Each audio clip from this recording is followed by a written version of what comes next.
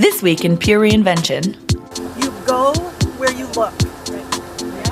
So if you don't have a vision for where you want to go, that's exactly where you're going to be.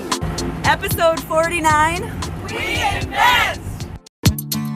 Engage, disrupt, adapt, repeat.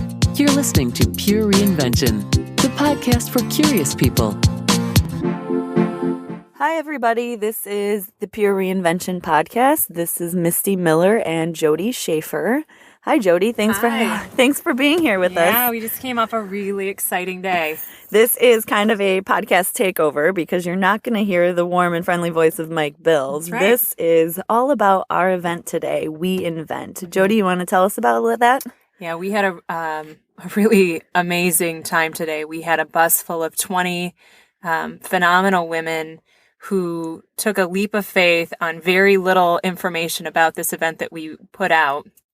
And we took a bus ride down to Detroit where we met with 4 really inspirational women doing some pretty phenomenal things and really charting their own path, and created a lot of good conversation within the group. And we sort of have a behind the scenes look at what some of that conversation entailed from our bus ride home.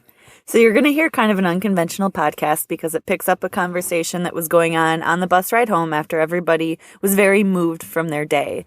They are building each other up and sharing personal stories and sharing really good advice. So this isn't scripted. So you're going to hear some funny background noise or maybe some side conversations. But the topics that we touch on, I think everyone can learn from. So we wanted to bring that to you.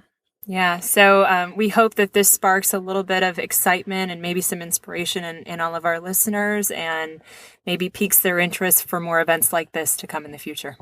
And if you guys like what you hear and want to learn more about WE.INVENT, you can shoot us an email at hello@purereinvention.com or talk to us on Facebook at Pure Reinvention or tweet us also at the same place, Pure Reinvention. And we hope you enjoy what you hear. Yeah.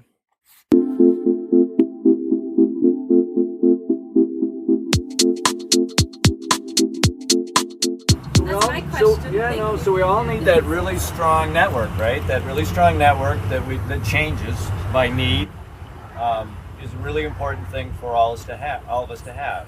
So we started out today with our network, whatever it is. And I don't think any of you had been introduced to the 3 women that now are in your network at the end of the day. So we've learned a lot from those 3 women today. Let's take the first woman. Right? We were on the 10th floor in a very dynamic environment, in a building that hadn't existed, 20 years ago? 10 years ago? Okay? And there were some very interesting lessons that she wanted to leave with us. So if we're going to write down the bullet points of the lessons that we learned from the first person that we met with, what would be on that list? You have to give children. What's that? Give up children. I'm serious. Yeah. I'm not true to yourself. Okay, give up children. Be true to yourself. Yeah, network. Networking. What Yeah, networking. Now, I mean, she was very She strong said on that 3 times. Yeah. Network. Yes. That it's not just about us. It's about who you surround yourself with. Whether it's on this bus or any other bus you choose to get on, it's really about what bus you chose to get on. Because in almost everything that she talked about, she said it was somebody I was connected to that got me the next thing. Yes. It wasn't me, it was somebody that I was connected to.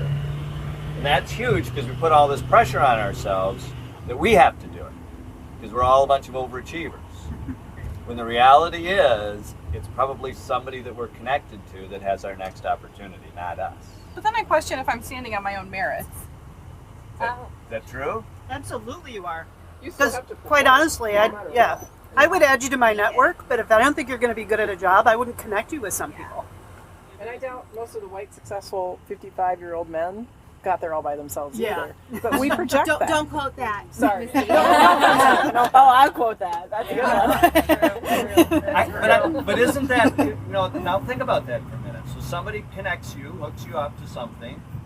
it's still up to you. I mean, I'm happy to make a connection. It's up to you whether you pass or fail. I think that's the key. That connection is not the end. That's the beginning. That's the beginning. If you can follow through and do it, that's all on you. And I'm not going to connect you unless I think you're going to do a good But job. if somebody's connected you, that's the greatest form of flattery that you can have, because what they're saying to you is, I believe in you.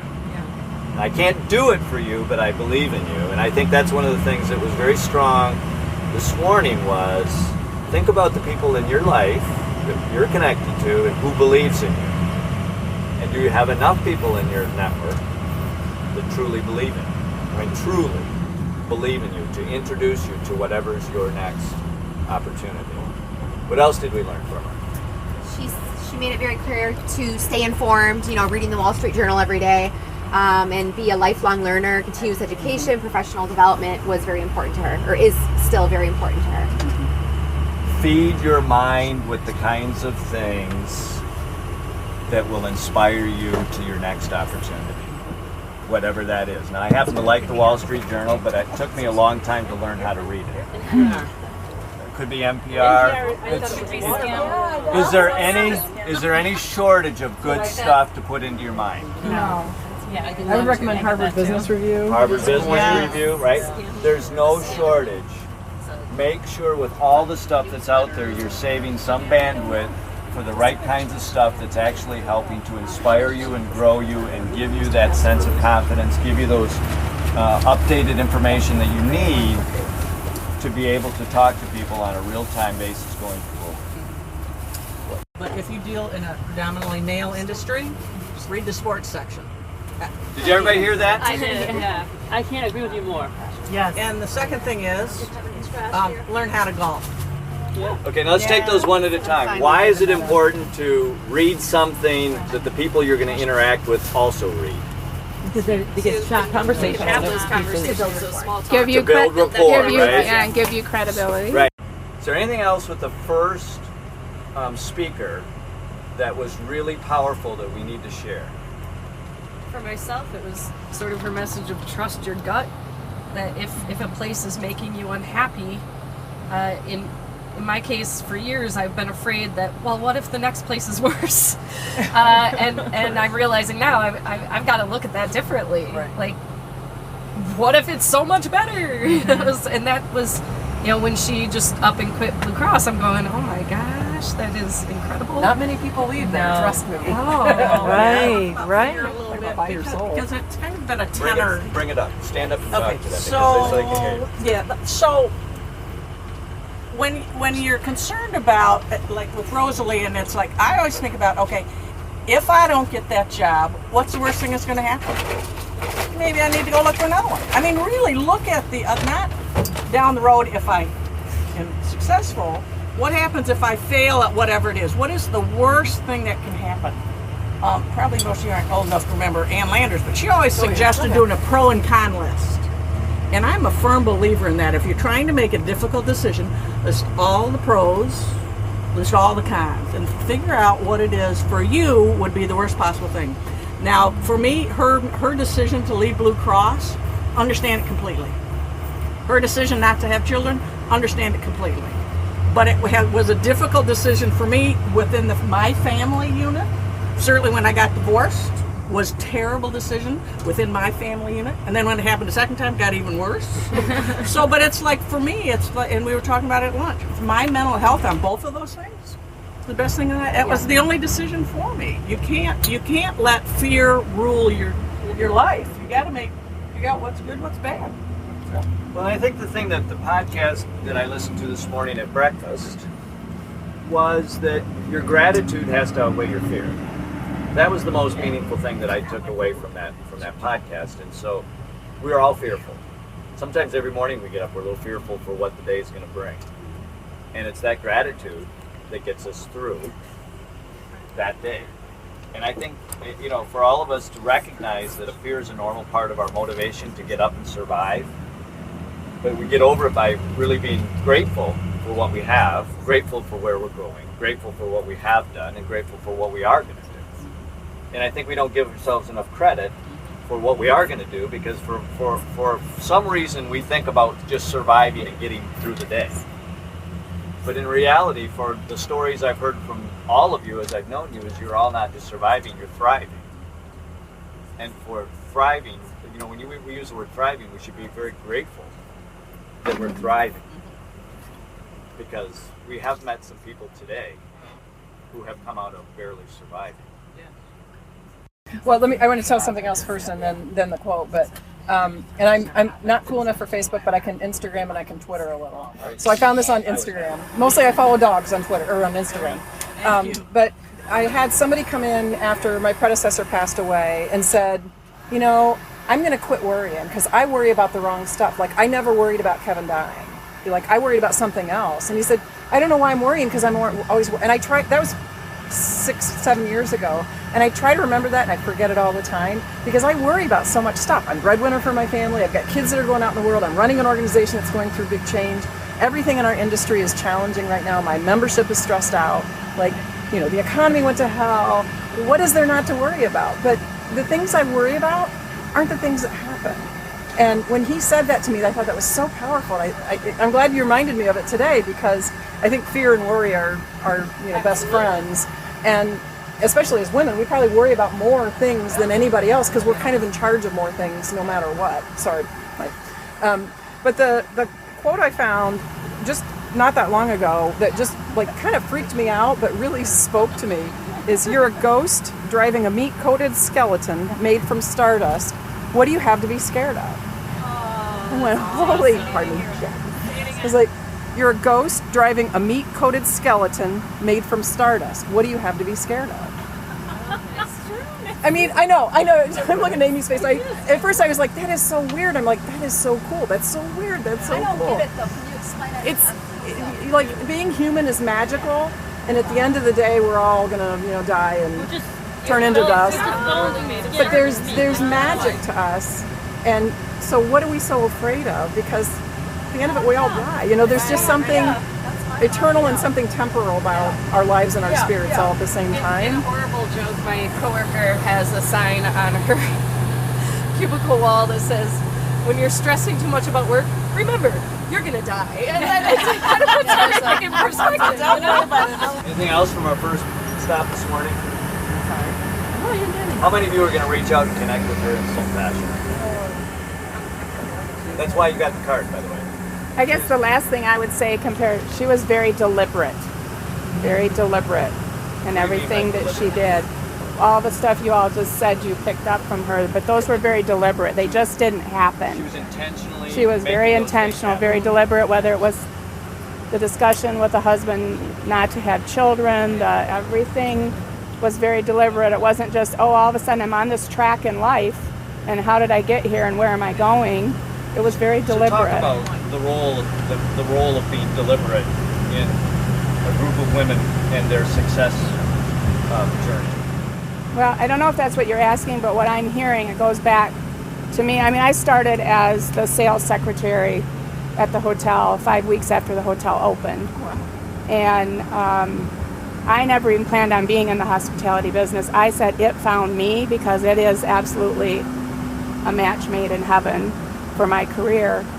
But back in my day, they really encouraged you to do a vision board, and I followed all that stuff. I set goals, I did vision boards, I planned to get my certification as a CHA, what I did, where I lived and moved when I got my divorce, so I was close to the hotel but near my children who were teenagers then.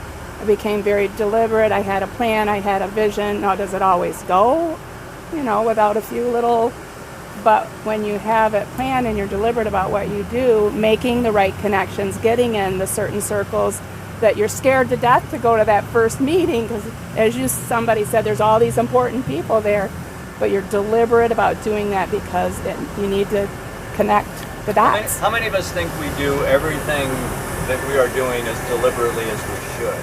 Hell no. Yeah, I think that's a great lesson that Cindy just really started talking about is we kind of get where we are thinking we're going to go. So so to be a little more deliberate about where we're going to go is really important, because as our mind thinks that, we kind of naturally start to gravitate towards it. So I think that's incredibly important, and she was a perfect example of that. There are just two things I want to add to that. First, one of the things you said, Cindy, is that, you know, things will happen and you might not go in a straight line, but you have to, even though you're making plans and setting goals, you want to stay open to the changing environment. And particularly if you're a working woman with children, they tend to take your career off track, because you always want to be the best mom you can be. So sometimes you do have to take a right turn or a left turn instead of that trajectory you thought. But you just change the way you're thinking about your future. So you're still deliberate. You just have to be flexible in your vision. The other thing I was going to say is, I'll just share a very quick thing you learn in motorcycle safety class. You go where you look. So if you don't have a vision for where you want to go, that's exactly where you're going to be. You're going to wipe out. Yeah, yeah, that's right. You do wipe out. It just you're going to run over it. Yeah, that's right. That's a great analogy. Look over here. Well, that's a great takeaway. Mm-hmm. You go where you look. I mean, it's not that hard, but they teach it in Driver's Ed 101, right? Yeah. Right? Yeah. Anything else?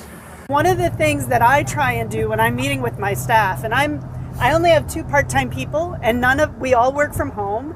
So this is a very new concept for me, managing people through email and phone calls and not seeing them every day. And we've all had to learn different ways to communicate, because email doesn't quite do it. There are lots of times I get an email and I say out loud, so my dog hears it all the time, what the hell is he thinking? But then I can take a step back and I word an email that, you know, maybe is a question instead of a criticism. And then I finally get to a point where, you know what, maybe we need to talk this through. Because I'm not sure I have the answer. I don't like where it is. But if we talk it through, 9 times out of 10, my staff is going to come up with a better process than I would have myself. So allowing them to bring to the table what they bring was an important skill for me to remember. I don't have to be an expert in everything. That's why you hire good people. And it's just true about a lot of stuff, because the world forces you to process, right? We're all rewarded for the process. Yet, some of what we just saw today, was that process? Was that really truly falling into process, or was that more of take a risk, take a chance? Yes, both. Something new, or was finding the right balance, right? But you gotta at a minimum, you gotta have both. Well, I think what Bonifer said rings really true to me, because part of the reason I have always hated group projects is I don't trust other people to be up to my level of standards. Right. Like not that I'm smarter, but that like I insist that this comes out well. Right. And I think there's a lot to be said for relaxing that. That's my inner control freak. And with that email I wrote earlier, like me saying this is my decision to make, that I'm thinking now maybe I need to ask them, how does this work better? Yeah. How do you see this working better? That's a huge thing, and it's hard. Yeah, it is hard. It's messier. Yeah. And it takes more time. Yes. And for like my personality, I just want to get it done. Yes. So can you just do it the way I asked you to do it? I'll just do it. It's fine. And you know, right now there are some things in this job, because I'm new and I have things still to prove to my board, I'm just going to do it. And those are the things I have to say to my staff, just bear with me through this. Let me get through the first one, we can tweak it later. And then there are other things where they're comfortable enough now saying, Bonifer, trust me on this one, just let me do it. Okay, it's all you. But it's really hard to trust. I want to build on the sort of collaboration and the things that your staff bring into it, because when I came in, I came behind very top-down, strong personalities, very, what's the word? They really kind of connected with people, but they also directed people a lot.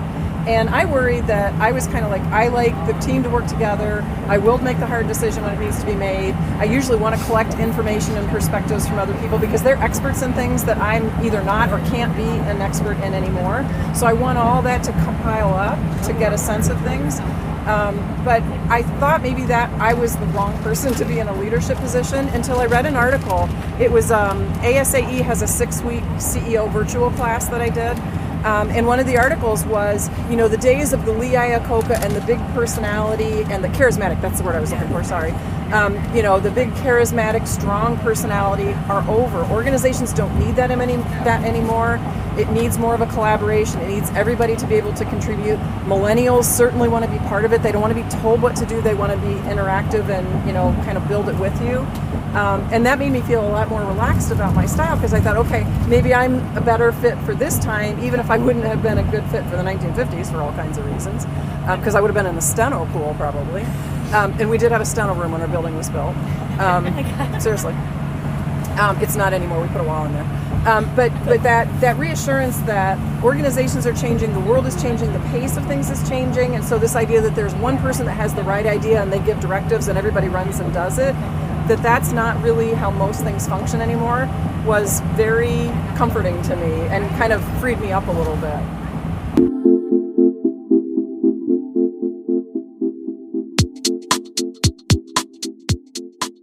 It was pretty great stuff, wasn't it? It was really good. Yeah, it was. You could feel the buzz on the bus, the energy and the excitement and the enthusiasm about what's next. So rather than us try to summarize this, let's kick it back to the participants and let them tell us about some parting thoughts in their own words. Yeah, that's a good idea, but I want to make one real quick point. What you don't get from only hearing the audio is the visual. We had people of all ages, of all experience levels, and of all job duties. And you may have picked some of that up from some of the conversations you just heard, but unless you're in that bus or in that room with them, you don't understand completely the breadth of knowledge and experience that was brought together, and differences in opinions and life experience. And the openness of everyone in that bus to reach out and connect. There was an eagerness there. And we weren't quite sure how that was all going to work out, because many of these people had never met prior to today. It's kind of like putting your different friends groups together. Yeah. and really hoping that they get along. Yeah. It was. And it was an experiment. And happy to say that we all came out the other side alive and better for it. Absolutely. So like Jody said a minute ago, let's let their experience speak for itself. Hi, I'm Rosalie Lucas with Michigan Press Association, and I've learned that mentoring is a two-way street. Sherry Bryan, the Michigan Dental Association, and I learned that if I set my mind to it, I can do anything. Drew Mitchell, Clinton County Economic Alliance, and it reinforced to me what a powerful group women can be. Cindy Bowen, Crown Plaza, Lansing West. I was reminded today to be intentional with every day. This is Tony Talbot, and I am with the Retired Peoples of America. And what I learned is that we all can keep learning as long as we live. This is Amanda Toy from the Greater Lansing Convention Visitors Bureau and WE.INVENT, and I learned that I need to read Sports Illustrated. I also learned that you should never be afraid to make a change if your heart is in that. And I also learned to give back and to be a resource to others.